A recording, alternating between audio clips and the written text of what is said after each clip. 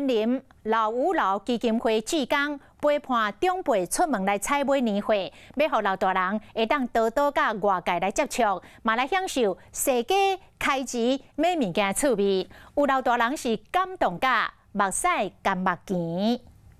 因为身体不方便，时大罕着有机会出门。即摆有老五老基金会志工陪大家做伙出外买年货。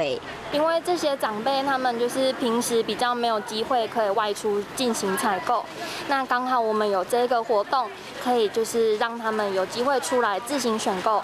除了买年货，基金会嘛趁过年之前规划一系列的活动，让每一位时大拢会当感受到社会温暖。那我们也有一系列的活动，就是我们的一日家人或者是圆梦计划。那我们也有同样就是有住宅修缮的活动，就是让长辈在过年前能够感受到，就是有一群人可以关心他们。透过这摆活动，嘛，互平常时拢踮伫厝内时大会当有无共款的生活体验。